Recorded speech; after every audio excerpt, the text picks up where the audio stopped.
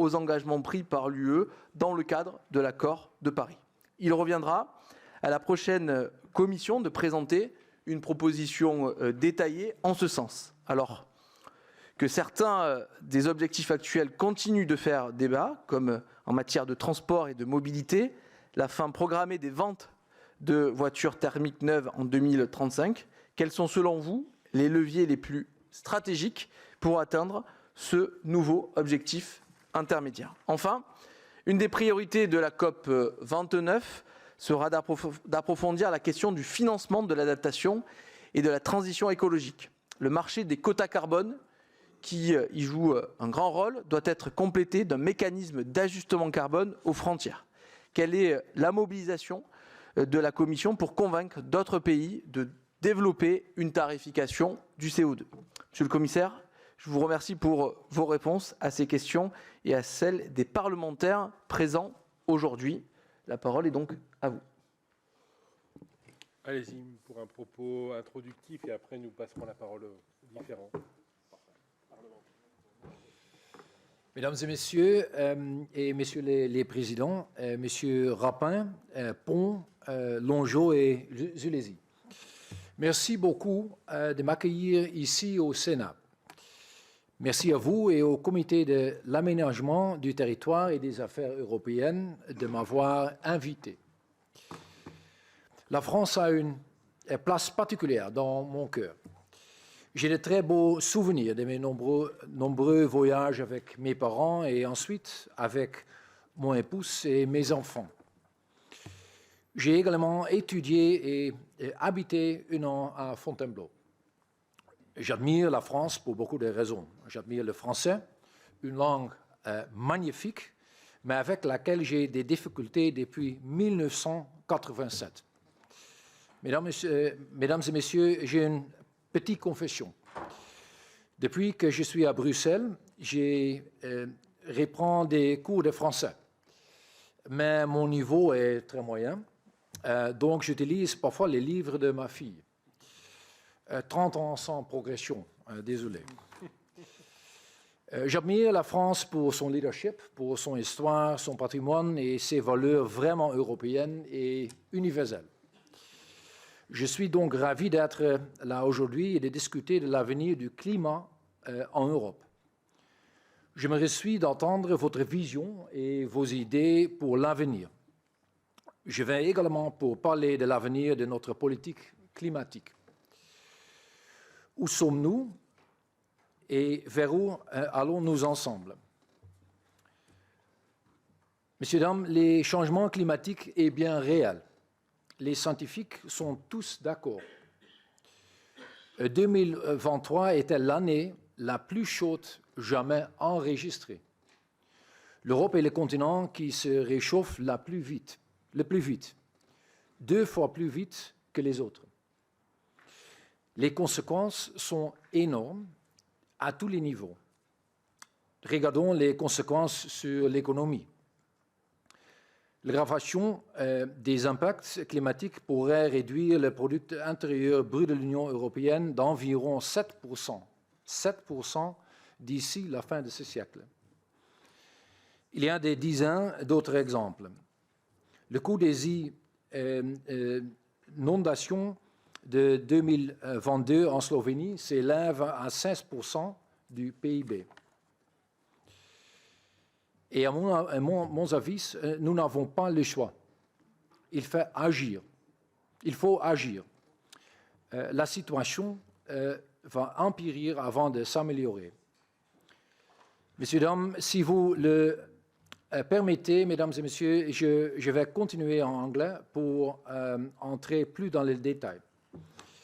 Et j'espère que je comprendrai vos questions en français, mais je vous répondrai aussi en anglais. Merci beaucoup pour les questions qui m'ont été posées et la référence qui est faite à notre objectif à long terme pour 2050, pour lequel nous voulons atteindre zéro, la neutralité. Et bien sûr, il y a les objectifs intermédiaires, celui de 2030, 55%, et comme vous l'aurez remarqué, nous sommes en voie pour des estimations pour l'année 2024 et nous avons fixé des objectifs ambitieux et réalistes et de 90% et à l'horizon 2040. Et il est donc important de réunir plusieurs éléments dans cette quête. D'abord, nous avons besoin d'une action climatique ambitieuse et c'est pourquoi nous sommes ici réunis. Et je ne suis pas le seul à dire que c'est nécessaire. Il y a des données probantes qui émanent de la sphère scientifique. Deuxième élément, nous devons nous assurer que nous protégeons notre compétitivité européenne, qui n'est pas toujours celle que nous voudrions et qui est confrontée à une concurrence déloyale de l'extérieur. Et enfin, si l'on veut nous assurer que la transition s'opère convenablement, elle doit être juste. Voilà les trois composantes qui sont essentielles. Qu'avons-nous atteint jusqu'à présent? Eh bien, il y a la loi européenne en matière de climat, le train de mesures Fit for 55, l'ajustement à l'objectif 55, auquel référence a été faite, et la Commission européenne, le système d'échange de quotas d'émissions est essentiel. Et puis le mécanisme MACF est essentiel. C'est une source. Il y a des sources de financement qui sont très importantes pour ces politiques climatiques. Alors, en 2022, 30 milliards d'euros ont pu être générés pour les États membres, pour des dépenses à des fins d'adaptation climatique, et notamment pour un investissement dans les technologies vertes. Par ailleurs, et c'est une nouveauté mais très importante, nous avons communiqué sur la gestion de risques climatiques. L'atténuation a toujours été la priorité, mais étant donné que le problème est de cette envergure, eh bien, en tant qu'union, en tant que continent, nous devrons en faire davantage pour nous adapter. Et les 27 États membres de l'Union européenne œuvrent à nos côtés. Nous travaillons pour des plans énergétiques et la France s'y attelle avec beaucoup d'efforts et tous les gouvernements présenteront leurs avancées en juin. Beaucoup de réalisations peuvent être notées. Il reste encore beaucoup à faire à l'échelle européenne. Et encore une fois, ce qui sera essentiel, c'est une mise en œuvre à l'échelle européenne et à l'échelle nationale et régionale, à l'échelle municipale, dans nos villages. L'action climatique doit aller de pair avec une transition juste et la compétitivité. Alors, bien sûr, beaucoup reste à faire en dehors de l'Union européenne. Si vous prenez les chiffres de nos États membres, seulement 7% des émissions mondiales ont lieu au sein de l'Union européenne. Donc 93% de ces émissions proviennent d'ailleurs. Et évidemment, ces 7%, nous devons lutter contre. Mais le changement climatique ne connaît pas de frontières.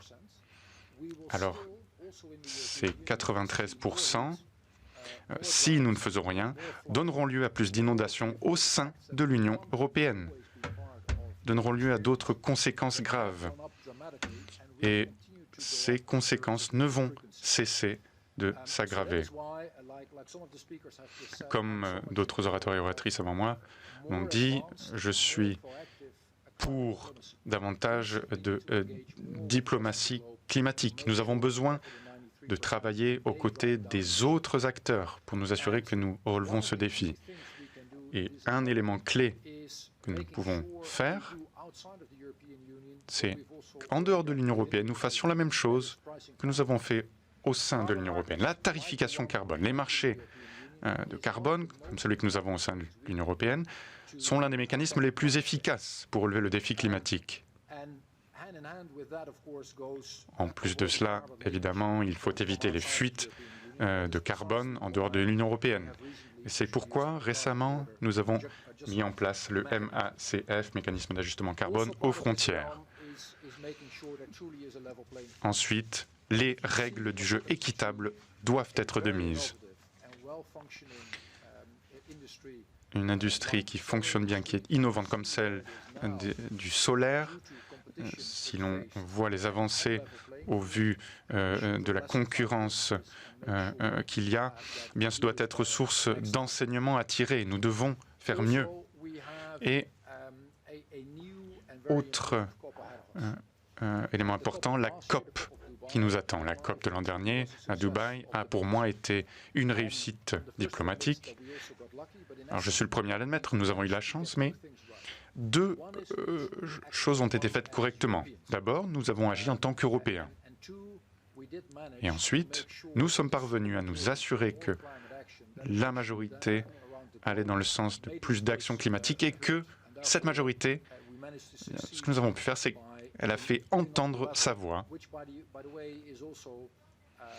Et d'ailleurs, ces avancées se font au bénéfice de l'Europe, mais au bénéfice des industries qui s'y trouvent également.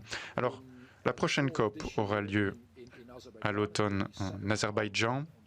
Elle se concentrera sur la finance et les contributions des Européens et d'autres. Et ce sera un élément central pour une COP plus large l'année suivante au Brésil. Chacun des enseignements tirés que j'ai mentionnés, nous les utiliserons en Azerbaïdjan et ailleurs ensuite. En somme, beaucoup a été fait à l'échelle nationale et internationale. Lorsque je dis national, je précise au sein de l'Union européenne. Et beaucoup doit encore être fait à l'avenir. Et je me réjouis d'avance des échanges que je pourrai avoir avec tous les États membres et j'espère pouvoir donner des premiers éléments de réponse à ces questions qui m'ont été posées à l'instant. Monsieur le commissaire, donc, nous allons passer à la longue liste. Chers collègues, je vous demanderai de tenir les 2 minutes. Hein. Vous êtes tous habitués dans vos assemblées à tenir ces propos. Je n'aime pas faire la police de l'Assemblée, mais on le fera ensemble à 4 voix. Merci. Dernière version.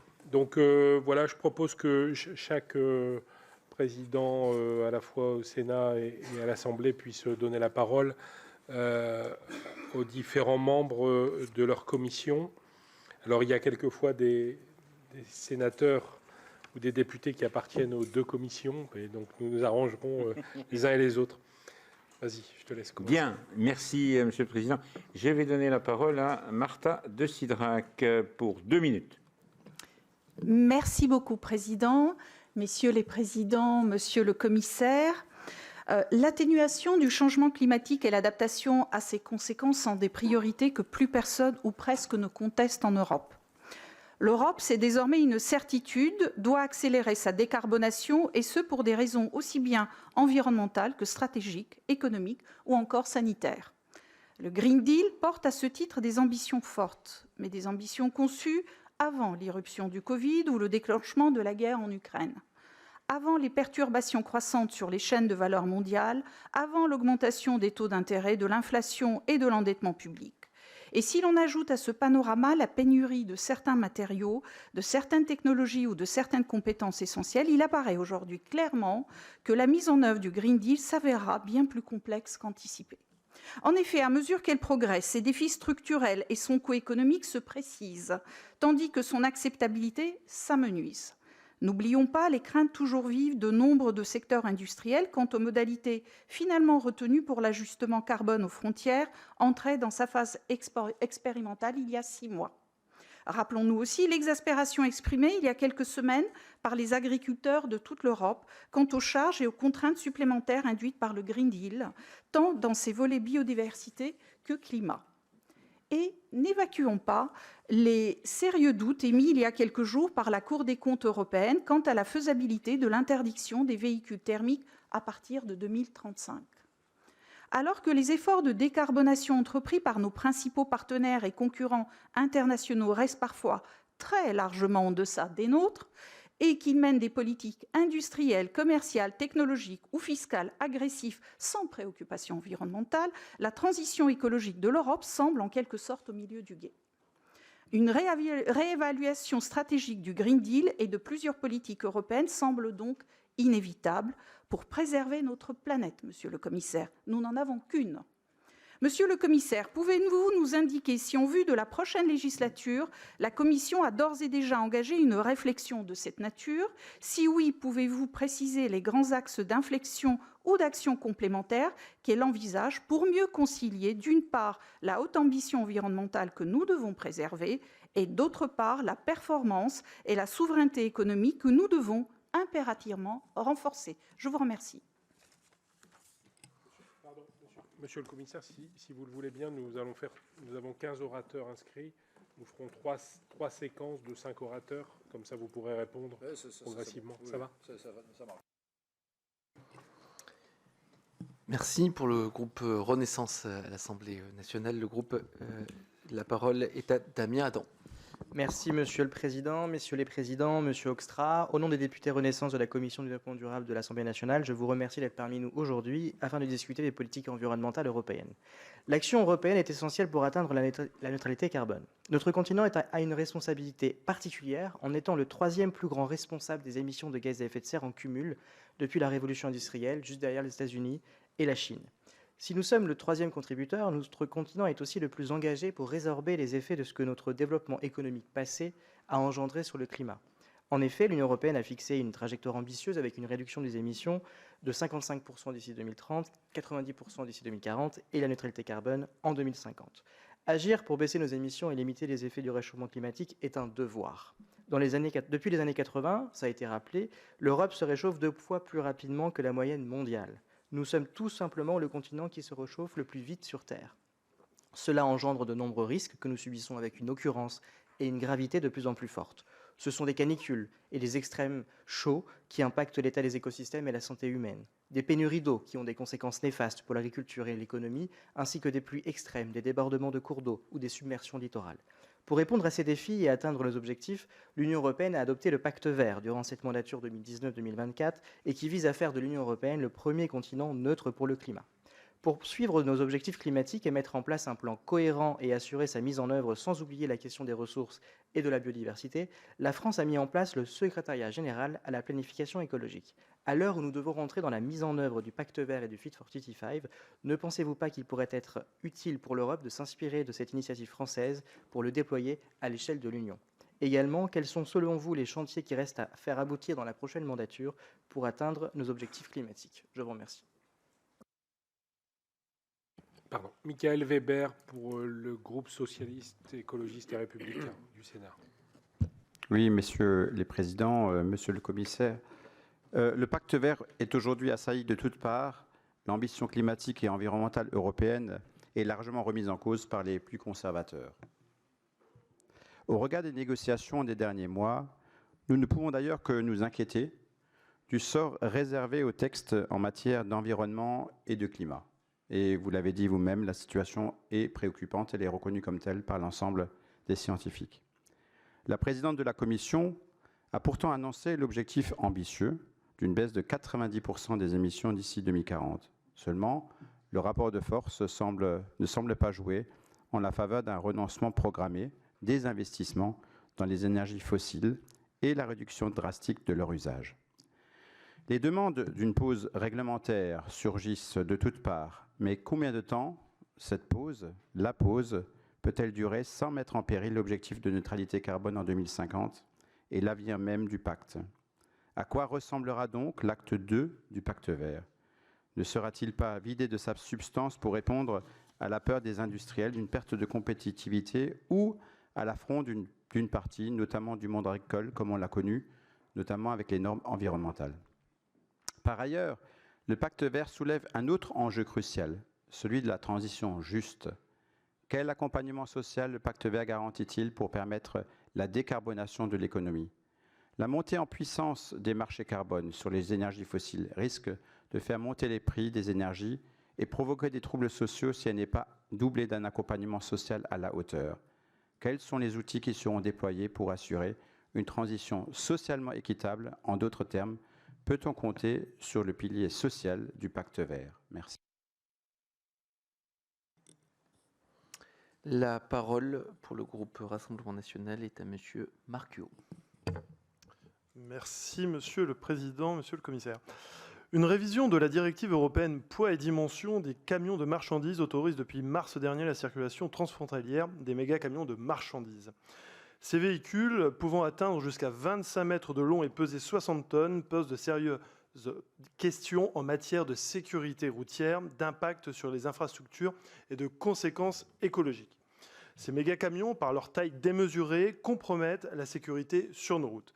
Ils représentent un danger pour les usagers, notamment dans les zones urbaines et périurbaines où les infrastructures ne sont pas conçues pour accueillir de tels mastodontes.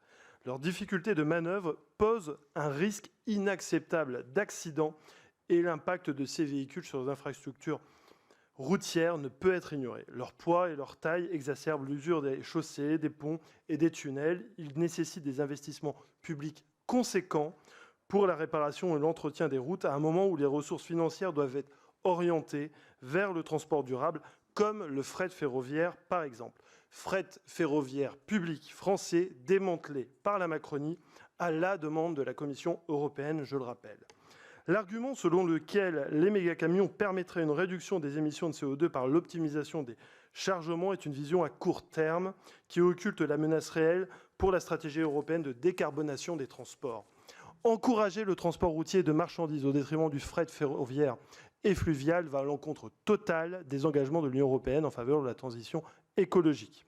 Le développement du fret ferroviaire représente une alternative durable et écologiquement responsable au transport de marchandises. En conséquence, monsieur, avez-vous l'intention de soutenir le fret ferroviaire et laisser aux États qui le souhaitent la possibilité de le faire? Je vous remercie. Merci. Alors, le dernier orateur pour cette série de 5, c'est ça. La parole est à Stéphane Demilly pour l'Union centriste. Merci, Monsieur le Président. Bonjour, Monsieur le Commissaire européen. Ma question porte sur un domaine déterminant pour la souveraineté européenne, le transport, et tout particulièrement le transport aérien. Vous le savez, le règlement Refuel EU Aviation prévoit une augmentation exponentielle de la proportion des carburants d'aviation durable dans les avions qui passerait de 6% en 2034 à 70% en 2050. Pour respecter ces engagements, il faudrait créer dans nos États membres des filières de carburants aériens durables quasiment ex nihilo. Car à ce jour, il n'existe pas de filière de production de carburant durable suffisamment puissante, ni dans notre pays, ni chez nos voisins européens, pour faire face à ces obligations. Même avec toute la bonne volonté du monde, nous ne sommes pas en mesure de respecter ces normes d'incorporation, contrairement aux États-Unis, par exemple, où est en train de se développer une filière très forte, avec des mesures de soutien à l'amont, au niveau de la production, et à l'aval, pour réduire la différence de prix entre les carburants durables et le kérosène traditionnel. Ma première question est donc de savoir quelles mesures européennes devraient être prises pour soutenir le développement d'une filière de carburants durables en France et de façon générale dans nos États membres. Ma seconde question, Monsieur le Commissaire, concerne la compétitivité des compagnies européennes par rapport à la concurrence des compagnies du Golfe ou de la Turquie. Ces compagnies n'ont pas les mêmes obligations en matière de carburants durables et bénéficient d'un soutien public très puissant. On observe déjà des abandons importants de parts de marché des compagnies européennes en faveur de ces compagnies étrangères. C'est un réel détournement de trafic qui provoque des fuites de carbone, car ces vols se détournent des grands hubs européens en passant par Dubaï ou le Qatar, des destinations qui ne respectent pas nos règles européennes de décarbonation. Il faut également appeler à la plus grande vigilance concernant l'accord de ciel ouvert entre l'Union européenne et le Qatar, qui n'a pas encore été ratifié par les États membres 3 ans après sa signature. La taille des deux marchés n'ayant rien de comparable, donner un plein accès aux aéroports européens à Qatar Airways n'est vraiment pas équitable. Monsieur le Commissaire, quelles mesures européennes devraient être prises pour protéger les compagnies européennes de la concurrence déloyale? C'est ma deuxième et dernière question.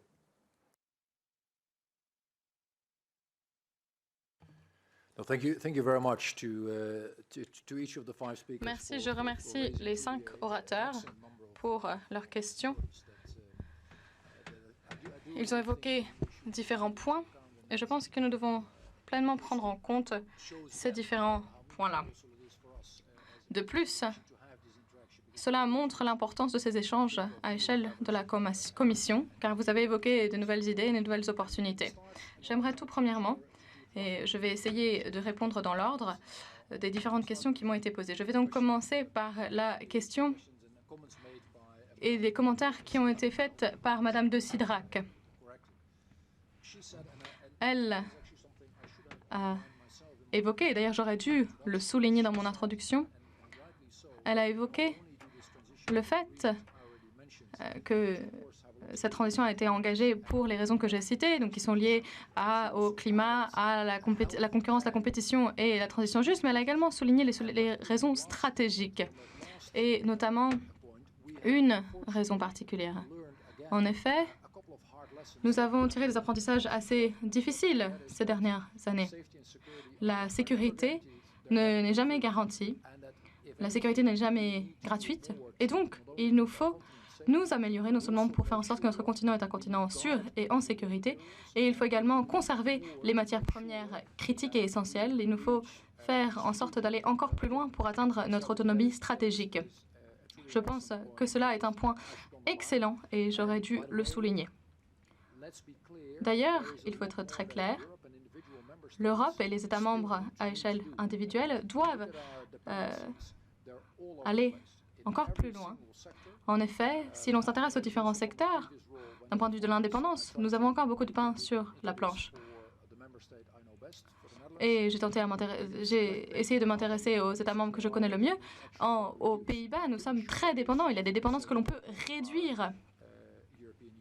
Et je pense que c'est le cas dans toute l'Union européenne. Elle a évoqué également, Madame de Sirac, mais également Monsieur Adam et d'autres, ont parlé des manifestations et des critiques. Comment les prendre en compte?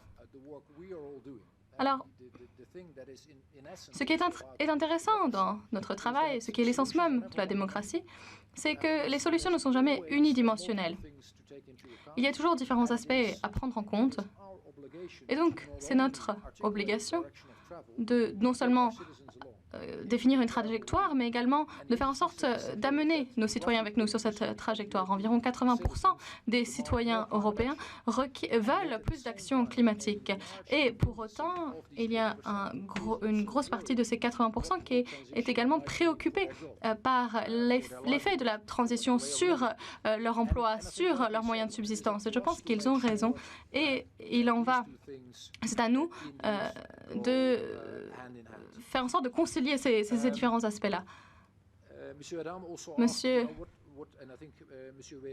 Weber et d'autres ont également parlé des travaux et des programmes de travail pour la prochaine commission.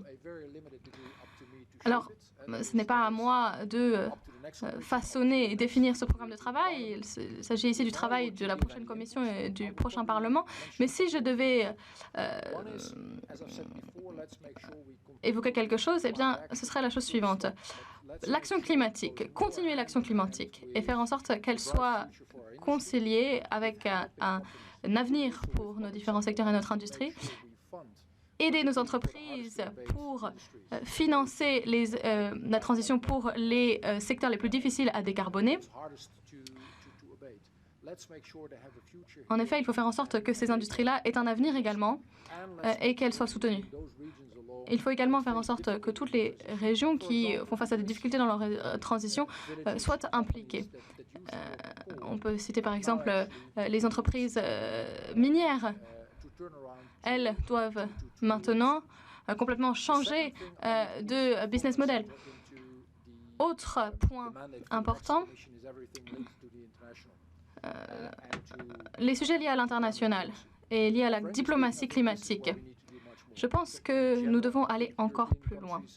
En général, les pays de l'Union européenne et l'Union européenne devraient renforcer leurs efforts diplomatiques, tout simplement car si l'on s'intéresse à la planète, si l'on regarde les défis géopolitiques, les défis climatiques, si l'on s'intéresse à la démocratie et le fait que la démocratie soit en péril à travers la planète, si l'on s'intéresse à l'état de droit, aux institutions, Ces institutions qui ont été créées à la suite de la Seconde Guerre mondiale, elles sont actuellement critiquées et attaquées, et donc nous devons renforcer notre action de manière diplomatique. Et il en va de même pour l'action climatique. C'est le deuxième point que j'aimerais voir traité par la prochaine commission. Monsieur Weber, vous avez également évoqué un point très important. Comment s'assurer que cette transition est une transition juste et équitable? Et quels sont les outils dont nous sommes dotés ou que nous avons en place? Nous avons différents outils qui nous permettent de rendre cette transition juste. Le fonds d'innovation est un fonds qui nous permet de financer les innovations et donc de financer les emplois et autres. Le fonds social pour le climat, de la voie liée au climat et à l'aspect social. Il y a également le fonds transition juste pour aider les régions. Toutefois, si vous me posez la question, et si vous me demandez, est-ce que c'est assez, ou est-ce que nous devons mettre en œuvre d'autres instruments, est-ce qu'il nous faut des nouveaux instruments? Bien, peut-être que c'est le cas, mais il est très difficile de prédire la manière dont cette transition va s'articuler. Et en tant que responsable, il nous faut faire preuve d'assez d'agilité et de flexibilité pour changer de vitesse ou changer de rythme si nous devons nous doter de nouveaux outils. Monsieur Marquio, maintenant, a parlé des accidents et des camions sur les routes. Alors, je suis assez d'accord avec ce qui a été dit sur la sécurité routière.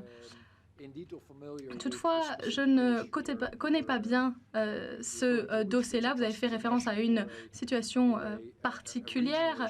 Je ne sais pas si je ne sais pas à quelle échelle se situe ce problème-là. Toutefois, maintenant que nous n'avons plus de frontières au sein de l'Union européenne, je pense qu'il est très facile pour chacun et chacune de voyager sur tout le continent sans avoir à montrer son passeport. Et pour autant, il est très difficile de voyager par train. Je vais vous donner un exemple. Entre donc Amsterdam et Paris, il est très facile de voyager en train en 3 heures. Mais si on va de Amsterdam à Berlin, par exemple, c'est à peu près la même distance. Et pour autant, il faut 2 fois plus de temps. 2 fois plus de temps de voyage. Et donc, il faudrait améliorer l'interconnectivité au sein de l'Union européenne. C'est évident. Enfin, Monsieur Demilly m'a posé une question sur l'aviation, qui est une très bonne question. Et j'aimerais évoquer 3 principes lorsque l'on parle de l'aviation. Le principe pollueur-payeur.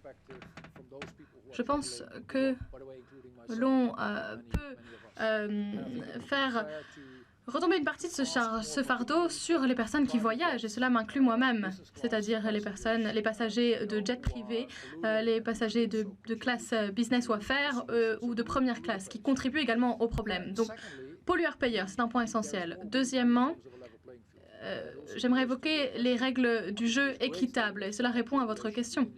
Je pense qu'il est très important d'avoir des règlements et des règles au sein de l'Union européenne, évidemment. Mais les compagnies aériennes européennes nous ont dit qu'il fallait les aider dans cette transition en ayant des règles de jeu équitables. Je pense que c'est assez logique.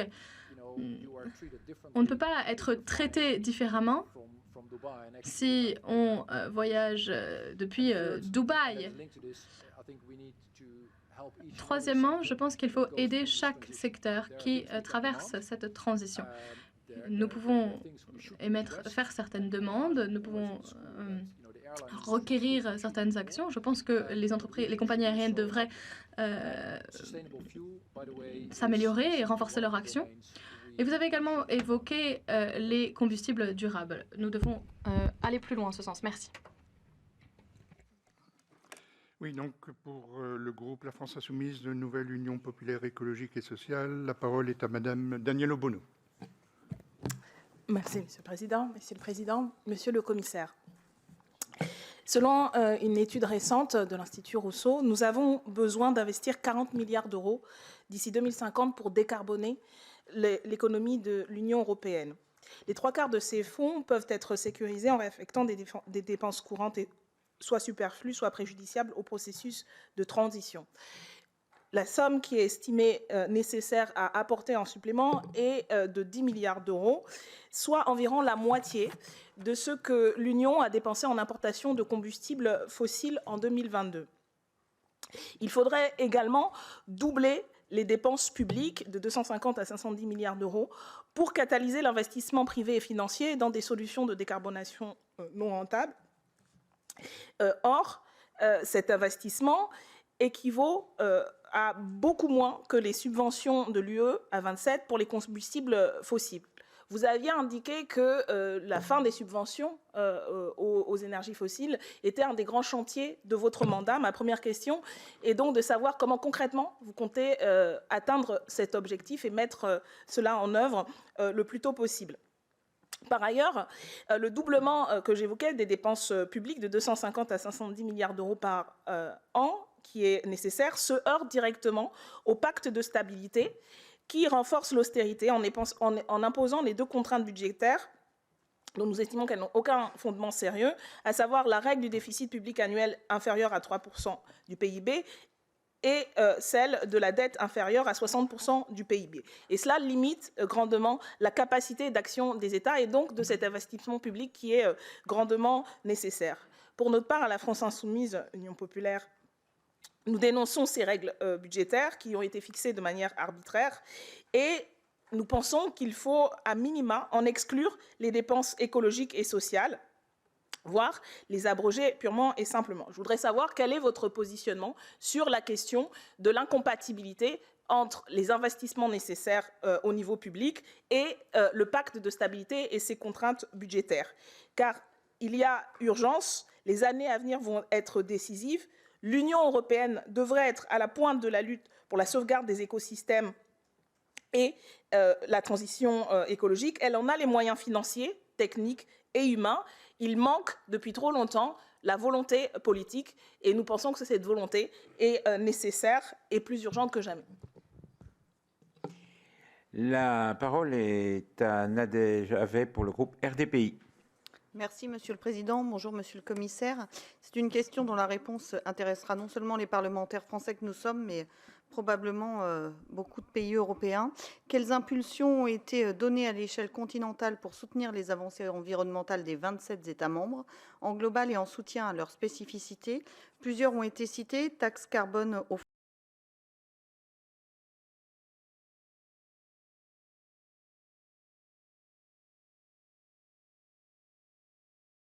carbone en 2050. Aussi, en France, nous avons pu atteindre en 2023 une baisse record des émissions de CO2, près de 5%. À titre de comparaison, c'est autant en une seule année qu'entre 2012 et 2017. Les explications sont en partie structurelles. C'est pourquoi je voudrais vous interroger sur les effets, à mon avis, méconnus du plan de relance européen de 750 milliards d'euros.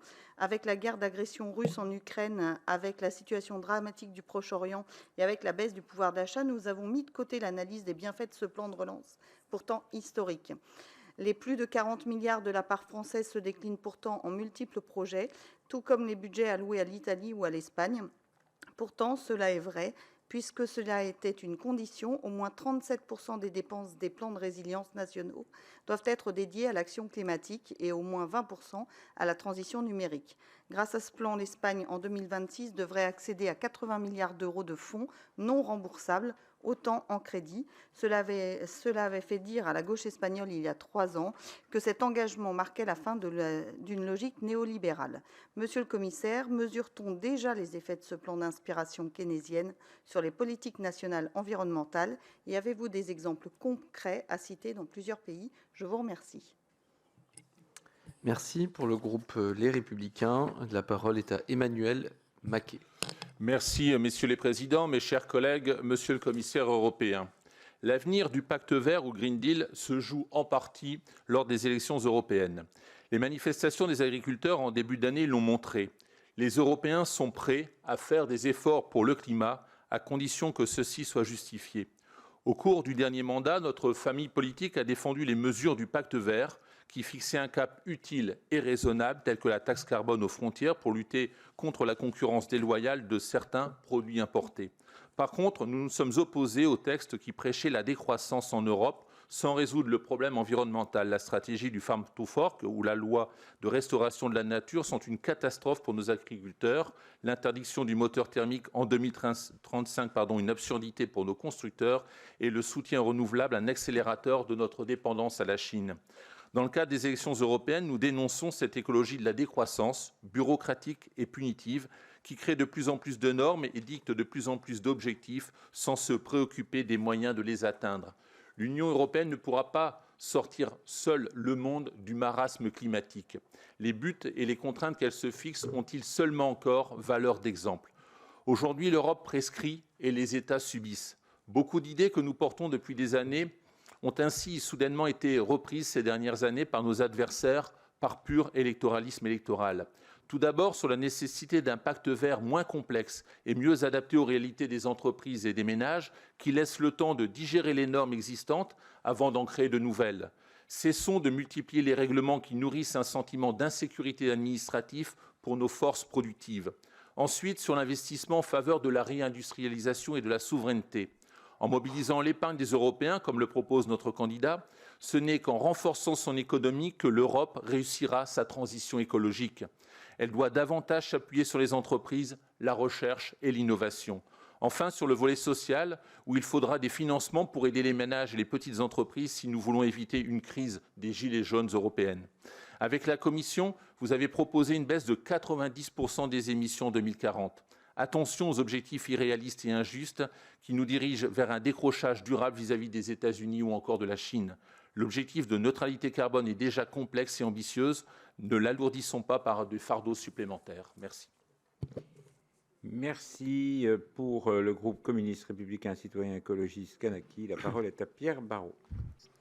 Merci, Monsieur le Président. Monsieur le Commissaire européen, je vais me permettre de reposer une question qui a été posée tout à l'heure, parce qu'il me semble que la réponse n'était pas tout à fait liée à la question posée. Donc, le pacte vert a pour objectif de réduire les émissions nettes d'au moins 55% en Europe d'ici 2030, pour nous permettre ensuite de devenir le premier continent neutre pour le climat d'ici 2050.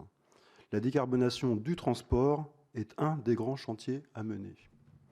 Travailler à une meilleure complémentarité des différents modes de transport, à savoir le ferroviaire, le fluvial, la route, est essentiel. Chaque mode a sa pertinence. C'est l'intérêt de ce qu'on appelle le transport combiné. Il semble pourtant que l'Europe ait décidé de défendre un choix inverse.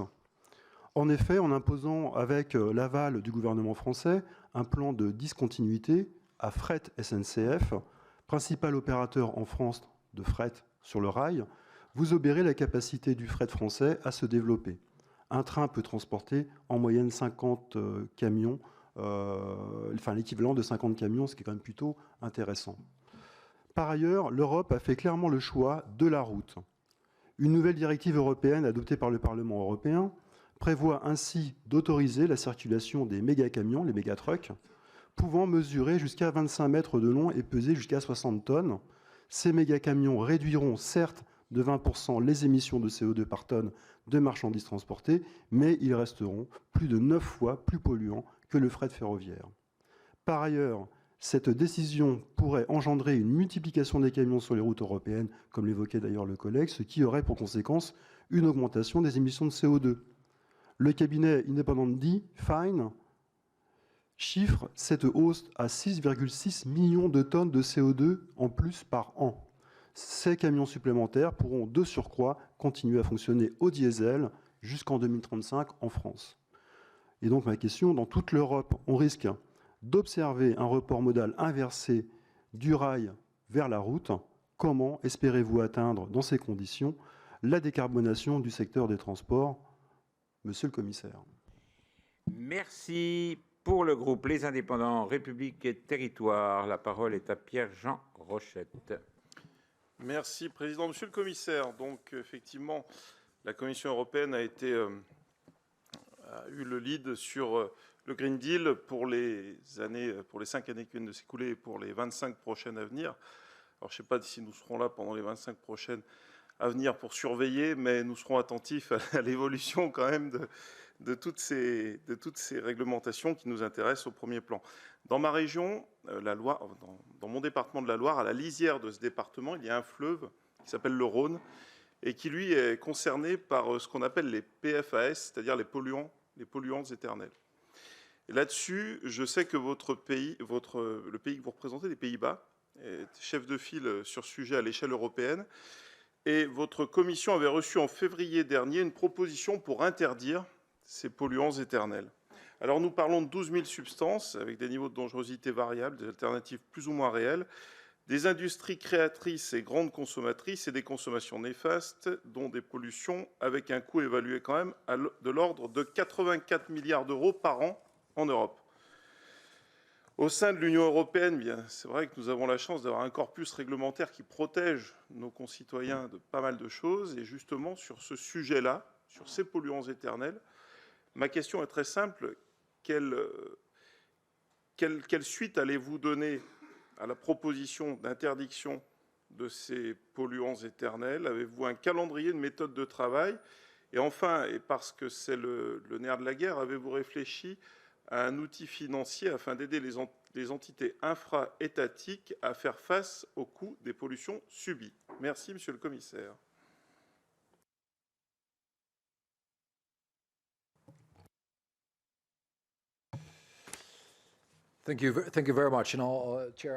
Merci beaucoup. Monsieur le Président, je vais encore une fois essayer de procéder dans l'ordre. Madame Obono m'a posé une question qui est toujours posée à la fin d'un débat politique. Comment va-t-on payer? Comment compenser les coûts? Et c'est une question toujours difficile. En ce qui concerne le climat, nous avons besoin de reconnaître le fait que le secteur public manque de ressources. Nous avons besoin de fonds qui viennent du secteur privé. Et d'ailleurs, nous avons besoin de pays en dehors de l'Union européenne d'en faire davantage. Ceux qui peuvent contribuer devraient le faire, en particulier ceux qui ont eu beaucoup d'avancées et qui polluent également. Donc la responsabilité doit être partagée. Et d'ailleurs, s'assurer d'avoir les prérequis pour des fonds privés pour les primes vertes ou pour des investissements serait une très bonne manière de débloquer des fonds. Alors, le pacte de stabilité et de croissance, les ministres des Finances sont parvenus à trouver un compromis. Et alors, je ne vais pas aller dans le sens contraire de ce qui a été convenu ou de l'objet de ce compromis. Madame Havé, j'espère que je le prononce bien. Vous semblez être assez critique en ce qui concerne les fonds pour la transition verte de ce fonds de relance. Je crois que ce fonds de relance était une très bonne idée et un lien a pu être fait entre les fonds reçus et un refaçonnement de nos économies. Et je suis un partisan d'une telle approche. Et puis, vous avez brièvement mentionné l'Ukraine. Je dirais simplement que je suis entièrement d'accord avec n'importe qui dirait que la liberté des Ukrainiens et des Ukrainiennes est en jeu et qu'il en va de bien plus que leur liberté. C'est un enjeu pour l'Europe, c'est un enjeu de crédibilité. Et est-ce que cela doit coûter de l'argent? Eh bien, je dirais absolument. Mais si l'on voit nos dépenses pour l'Ukraine par rapport à d'autres sujets ou d'autres chantiers, vous vous rendrez compte que la proportion est assez réduite. Voilà, je voulais simplement utiliser la référence faite à l'Ukraine pour rappeler l'importance de rester soudés pour que notre continent reste sûr. Monsieur Descou, je suis désolé, je n'ai pas vu votre nom en entier. J'espère que je ne l'ai pas écorché. Monsieur Maki. La question portait sur la décroissance. Vous étiez contre la décroissance. J'ai tendance à vous dire que je suis d'accord. Ce que nous voulons, c'est une croissance économique durable. Mais la décroissance s'articule souvent de manière à être délétère pour les classes moyennes, pour ceux qui ont un pouvoir d'achat réduit. C'est pourquoi il faut privilégier une croissance économique durable. Il y a également eu cette demande de simplification. Je suis d'accord. Les entreprises ont tendance à critiquer l'Union européenne pour cette raison-là, la complexité. Et dans une certaine mesure, ces critiques sont pertinentes. J'ajouterai simplement, je précise que je connais mieux le contexte dans mon pays. Je suppose que l'on observe les mêmes tendances dans d'autres États membres. Le problème tient de façon générale au fait que l'échelle est nationale. Et nous devons relever ces défis à l'échelle nationale et européenne. Alors ensuite, j'en viens à la question sur le fret ferroviaire. Je vous dirais, monsieur, que personne ne veut un retour du train à la route, mais nous ne pouvons pas exclure des pans d'une solution possible. Alors, je ne connais pas bien l'exemple de la SNCF, mais ce que nous voulons, c'est pour chaque industrie, chaque partie du secteur des transports, que ce soit le fret ferroviaire, routier, nous voulons que les solutions privilégiées soient durables. Et j'ai déjà expliqué que je suis en faveur de la réduction d'obstacles qui favoriserait des transports durables. Dernier élément, la question de M. Rochette. D'ailleurs, j'adore votre région. J'ai de très bons souvenirs. J'y ai fait du vélo lorsque j'étais plus jeune. Eh bien, la réponse à votre question sera apportée par la prochaine commission. Votre question portait sur un suivi concernant ces polluants éternels. Beaucoup a été fait ces dernières années. Une attention est maintenant accordée aux trajectoires envisageables pour nos sociétés. Je suis certain que nous continuerons de travailler sur cette question-là parce qu'il en va de la santé de nos concitoyens. D'ailleurs, le débat aux Pays-Bas ressemble beaucoup à ce que vous décriviez. Alors, c'est un débat dans tous les pays. Il n'y en a pas un qui s'en sort mieux que l'autre, en quelque sorte. Et nous espérons que davantage de mesures pourront être mises en place. Merci. Merci. Pour le groupe Horizon, la parole est à Anne-Cécile Violent. Merci, Monsieur le Président. Messieurs les Présidents, Monsieur le Commissaire européen, chers collègues, merci tout d'abord aux collègues sénateurs de leur accueil dans leur belle maison. Alors, au nom des députés Horizon et apparentés, Monsieur le Commissaire, je voudrais tout d'abord vous remercier pour votre présence aujourd'hui et votre action pour le climat. Je souhaiterais aborder plus particulièrement le mécanisme d'ajustement carbone aux frontières, élément essentiel du Green Deal voté l'an dernier par le Parlement européen. Cet outil indispensable pour penser notre trajectoire de réduction carbone. Évidemment, ce mécanisme est un des piliers du Green Deal qui vise à réduire d'ici 2030 les émissions de l'Union européenne de 55% par rapport à 1990. Une première question sur cet objectif réduction. Comment voyez-vous l'alignement des États membres sur cet objectif et pensez-vous possible d'être encore plus ambitieux et peut-être de le relever à 60 ou 65%? S'agissant du mécanisme d'ajustement, donc depuis 2023, octobre 2023, il est en phase test, il doit entrer en vigueur en 2026. Alors je ne développerai pas les nombreuses questions que cet instrument suscite chez les industriels, et notamment l'obligation de se plonger dans une paperasse importante et complexe à l'heure de la simplification, mais plutôt une préoccupation que vous avez évoquée, celle de développer des outils justes et équitables. Alors, comment éviter les effets de bord, notamment les contournements possibles, les inéquités, les distorsions de concurrence de ce mécanisme? Je souhaite évoquer à ce titre les travaux de mon collègue Horizon, Henri Alfandari, sur la question de l'extension de ce mécanisme, justement sur les produits finis et semi-finis. Cette substitution de produits finis aux matériaux de base couverts par le mécanisme dégradera mécaniquement la compétitivité des entreprises du secteur aval. Que pensez-vous de cette recommandation d'étendre le plus rapidement ce mécanisme aux produits finis ? Et puis, une dernière question, comment penser cette trajectoire de montée en puissance européenne ?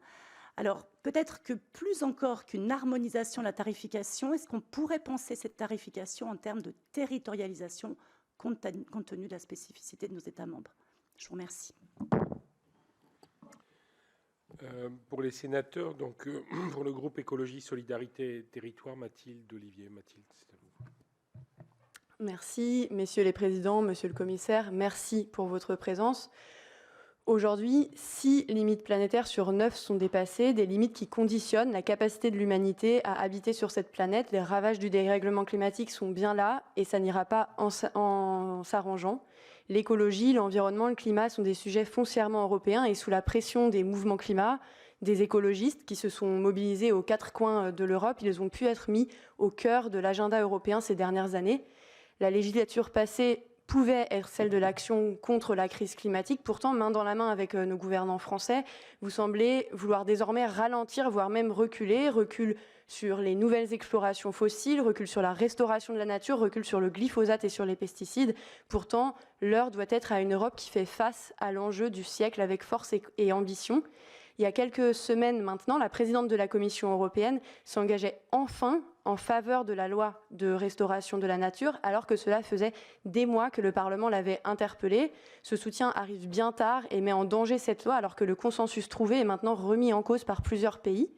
Cette loi, elle est essentielle à la fois pour la protection de la biodiversité, mais aussi pour tenir nos objectifs de réduction des émissions. L'état de la biodiversité est alarmant, alors que dans l'Union européenne, 81% des habitats naturels sont en situation critique et plus de 1500 espèces menacées d'extinction. Alors comment comptez-vous maintenant avancer sur cette loi essentielle ?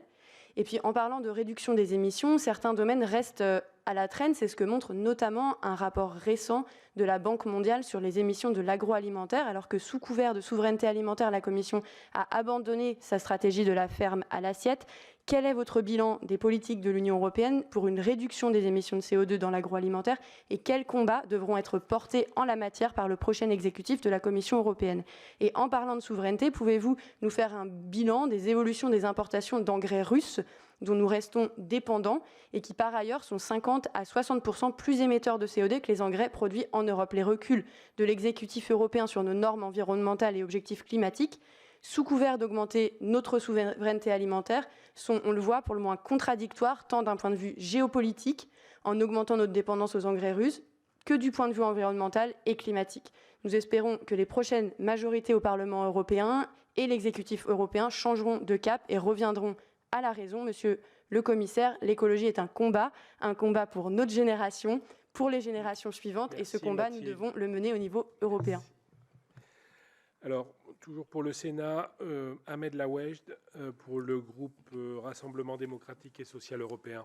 Merci, Monsieur le Président, Messieurs les Présidents, Monsieur le Commissaire européen, chers collègues. Nous le savons, l'Union européenne est entrée dans une nouvelle ère d'approvisionnement en énergie décarbonée.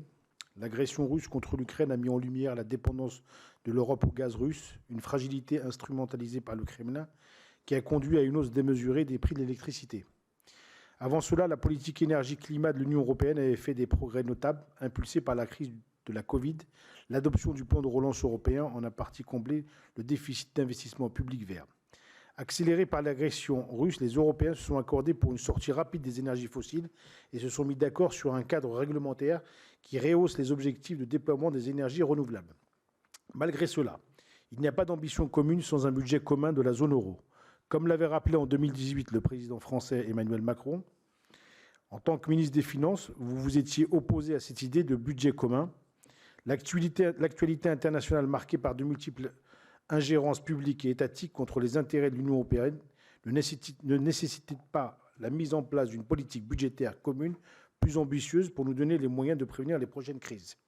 Alors que la présidente de la Banque centrale européenne, Christine Lagarde, a récemment évoqué la nécessité d'un nouvel emprunt européen pour financer la transition, quelle est votre position aujourd'hui en tant que commissaire en charge de l'énergie et du climat? Sans cet emprunt, quels devraient être, à votre avis, les objectifs stratégiques des institutions européennes afin de soutenir très concrètement la mise en œuvre du Green Deal européen? Monsieur le commissaire, je vous remercie de vos réponses. Chers collègues, la parole est à Édouard Bénard, mais je ne le vois pas. Donc je vous propose de laisser la parole à la présidente Cyrielle Châtelain pour le groupe écologiste NUPES.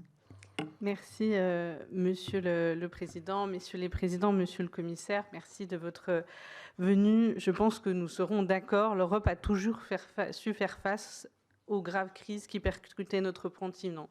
L'Europe a su être présente en 2008 lors de la crise des subprimes. Elle a su réagir lors du Covid et c'est encore l'Europe qui a su réagir unie face à l'invasion de la Russie contre l'Ukraine.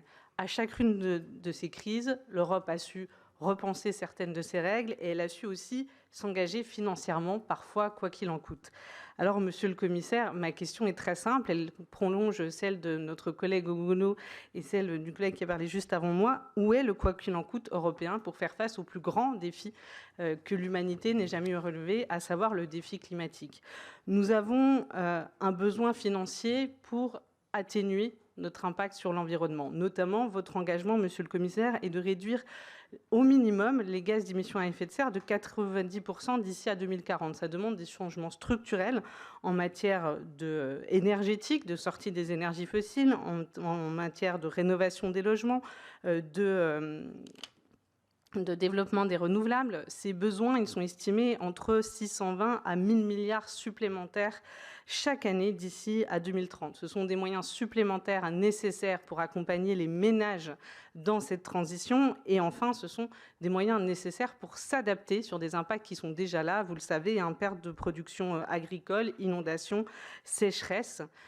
Et cela, malheureusement, risque de s'accentuer puisque les politiques d'atténuation ne sont aujourd'hui pas à la hauteur. Ça a été dit, rien qu'en France, par exemple, nous avons, que ce soit en Gironde ou en Île-de-France, des nouveaux projets de forage pétrolier qui sont autorisés par le gouvernement. Et quant à l'Europe, dont notamment la France, continue à importer du gaz naturel liquéfié, notamment de la Russie. Donc aujourd'hui, nous ne sommes pas sur la trajectoire de réduction de 90% de nos gaz à effet de serre. Donc, Monsieur le Commissaire, vous aviez un peu répondu sur les moyens d'un peu aller chercher, réorienter les moyens privés, mais je pense que la question de comment est-ce qu'on mobilise aussi l'argent public et de l'argent européen pour faire face à l'ensemble de ces défis de la manière la plus forte possible pour que l'Europe soit encore de nouveau à la hauteur, je pense que c'est possible et j'aimerais avoir des précisions sur la manière dont on peut aller chercher cet argent. La parole est à Lisiane Métayer du groupe Renaissance. Merci, Monsieur le Président, Messieurs les Présidents, Monsieur le Commissaire. Le transport maritime représente aujourd'hui 3% des émissions carbone mondiales et en Europe, c'est 85% de nos marchandises qui s'échangent par la mer. C'est pourquoi le secteur s'est engagé à atteindre d'ici 2050 la neutralité carbone. Le gouvernement français a signé le 28 mars 2024 un pacte vélique destiné à soutenir la conception et la production de systèmes performants pour la propulsion de navires par le vent. Cette initiative s'inscrit dans le cadre des engagements de la France pour décarboner le secteur maritime. Avec le Green Deal, l'Union européenne se mobilise pour accompagner la transition bas carbone. Une taxonomie verte est mise en place pour identifier et soutenir les investissements verts des activités économiques soutenables.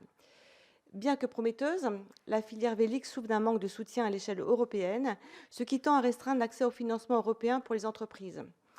Dans le règlement délégué 2021-2139 sont fixés les critères permettant de déterminer à quelles conditions une activité économique peut être considérée comme contribuant substantiellement à l'atténuation du changement climatique ou à l'adaptation à celui-ci.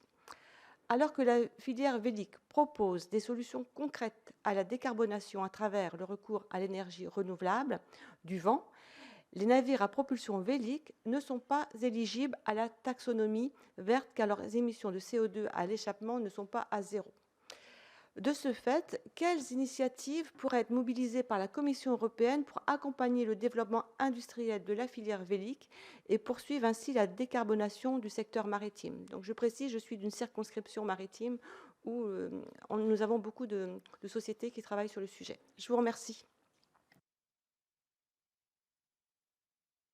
La parole est à Pierrick Berthelot du Rassemblement national. Merci, Monsieur le Président. Commissaire Hoekstra, je vous remercie pour votre venue et pour le temps que vous nous accordez en cette commission. Je suis navré de vous sembler répétitif, mais mon intervention portera sur le même sujet que ma collègue sénatrice de Siderac. J'aimerais aborder avec vous l'interdiction des ventes de véhicules thermiques neufs dès 2035 au sein des États membres. Cela souligne le degré de préoccupation que cette interdiction procure aux Français. En effet, les Européens n'auront pas d'autre choix que celui de la voiture électrique ou à hydrogène s'ils souhaitent acheter un véhicule neuf. Cependant, il y a quelques semaines, la Cour des comptes européenne a publié un rapport qui compromet l'application de cette interdiction. Les principales raisons de décrédibilisation étant le manque de feuilles de route au sujet des carburants alternatifs et surtout la faiblesse de l'Union européenne sur le marché de la voiture électrique. En effet, seulement 10% de la production mondiale de batteries est basée en Europe, contre 76% basée en Chine. Cette dernière problématique était bien connue, puisque l'Union européenne réalise une enquête afin de déterminer si les subventions accordées aux constructeurs de voitures électriques chinois respectent bien les réglementations européennes en termes de concurrence. De notre côté, quelques subventions européennes ont été récemment votées, par exemple 902 millions d'euros en faveur de l'Allemagne afin d'y construire une usine de batterie, ou bien encore 600 millions d'euros accordés à l'usine Vercor pour son implantation dans le Dunkerquois. L'argument d'une telle mesure, on l'a bien compris, est le climat. Or, il ne faut pas perdre de vue qu'une des missions principales de l'Union européenne devrait être le progrès économique et social de ses membres. Il n'est pas envisageable de sacrifier l'indépendance et la puissance économique de l'Europe sur l'autel du zéro CO2. Vous n'êtes pas sans savoir que l'Europe est déjà très dépendante de pays tiers concernant certaines ressources. Il ne faudrait pas aggraver la situation. En conclusion, c'est le quotidien de 27 pays et de 447 millions de personnes qui s'en retrouvera négativement impacté, sans compter le poids du coût de l'installation des bornes de chargement au travers de toute l'Europe, et encore, il faut que cela soit de façon uniforme pour être effectif. Pour ces diverses raisons, le Parti populaire européen a annoncé qu'il fera son possible pour retarder l'interdiction, 2035 n'étant pas une date décemment envisageable. On est donc en droit de se demander comment la Commission européenne pour le climat a pu prendre acte d'une telle interdiction avec autant de faiblesse dans les perspectives de réalisation. Quelles sont les mesures qui seront prises afin de rendre votre objectif raisonnablement atteignable, le tout sans affaiblir et rendre dépendante l'Europe face aux géants que sont la Chine et les États-Unis? Je vous remercie.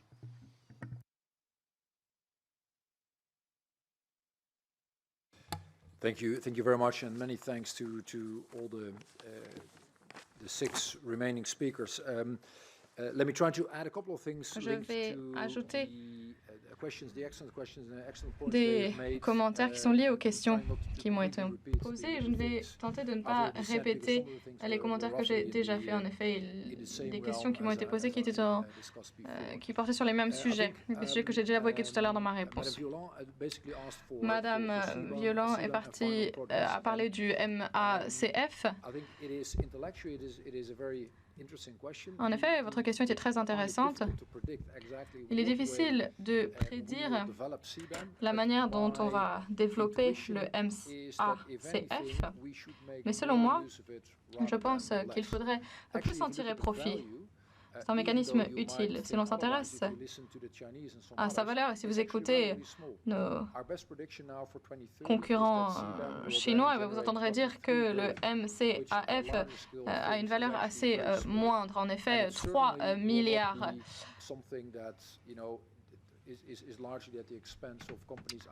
Et ce ne sont pas seulement les entreprises en dehors de l'Union européenne qui vont payer cela. Mais je souhaiterais dire que le meilleur MACF est un MACF qui ne génère aucun profit. Car en effet, cela voudrait dire que toutes les entreprises ont suivi ce qui a été mis en œuvre par les entreprises européennes et donc ont réduit leurs émissions carbone. C'est ce qu'on espère donc. Vous avez également fait une référence sur les pourcentages. Alors qu'importe à qui l'on parle, la société civile, les entreprises ou autres, tout le monde parle de la prédictabilité. En tant qu'hommes et femmes politiques, nous avons parfois l'habitude de changer de vitesse. Et donc nous avons des cibles pour 2035, 2030, 2040, 2050. Ce sont des cibles ambitieuses et les États membres peuvent aller au-delà. Mais je pense que le fait de respecter ces pourcentages est très utile, à la fois pour nos sociétés et pour nos entreprises. Madame Olivier a posé une question sur les pesticides. Elle a été un peu frappée par ce qui a eu lieu récemment. Alors, il s'agit ici pas forcément de mon portefeuille. Mais comment est-ce que cela va se dérouler? Eh bien, tout dépend de la prochaine commission. Mais il y a un élément clé à garder à l'esprit. D'ailleurs, vous avez complètement raison.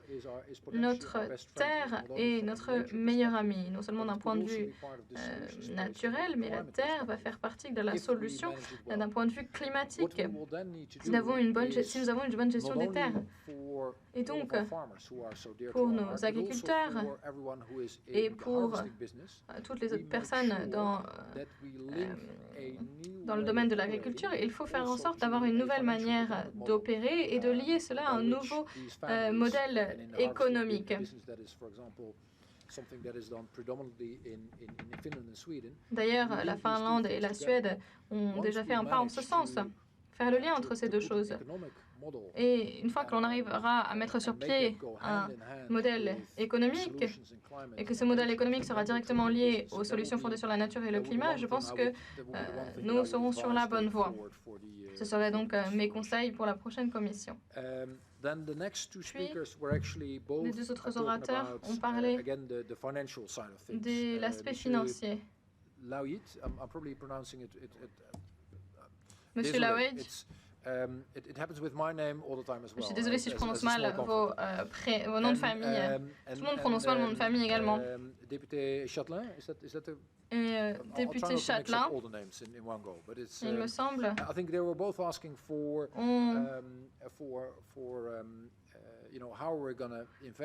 posé une question sur l'investissement. Et je pense que cela est très lié à ce que j'ai dit tout à l'heure. En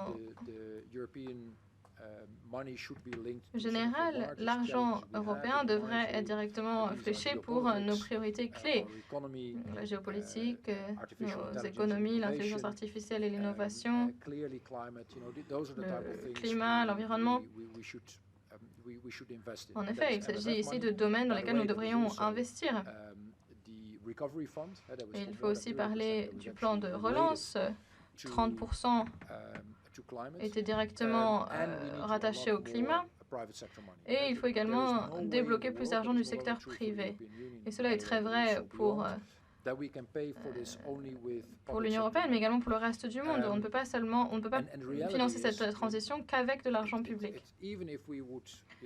Et même si l'on dépensait plus d'argent public dans ces domaines, d'ailleurs je suis en faveur de cela, mais il faut dépenser cet argent avec grande sagesse, car ce ne s'agit pas ici de l'argent de l'Union européenne, mais l'argent des citoyens de l'Union européenne, d'entreprises qui ont généré cet argent. Et donc, ce serait l'argent que l'on devrait, au bout d'un moment, rembourser. Je suis complètement d'accord avec le fait de se tourner vers les domaines de l'avenir, mais je pense qu'il est bon de se concentrer sur le manque de financement privé.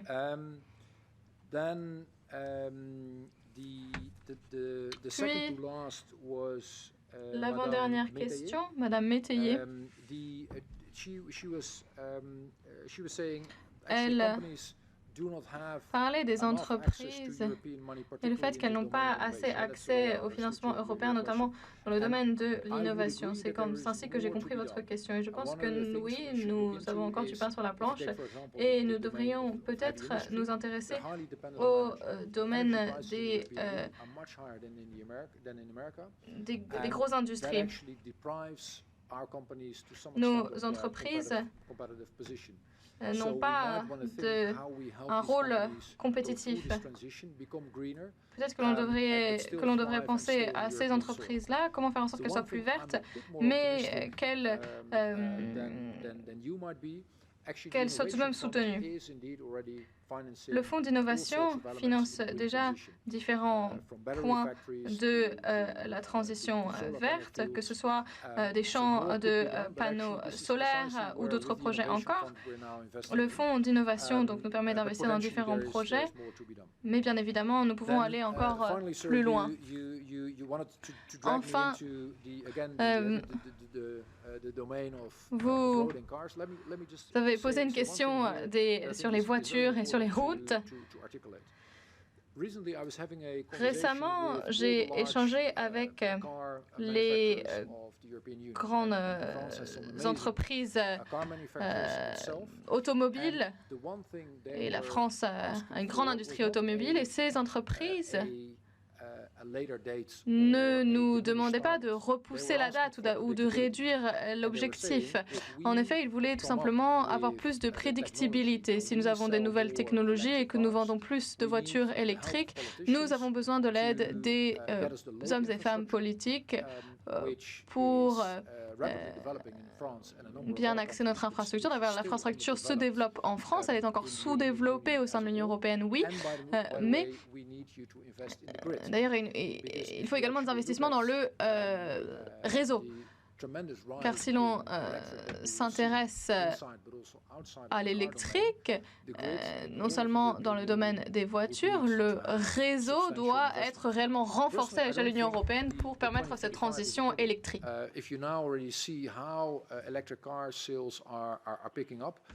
Si vous prenez la manière dont les tendances qu'il y a dans les véhicules électriques, la tendance est positive. Il y a des investissements dans les infrastructures, les voitures voient leur prix de plus en plus abordable, en tout cas pour des salaires acceptables.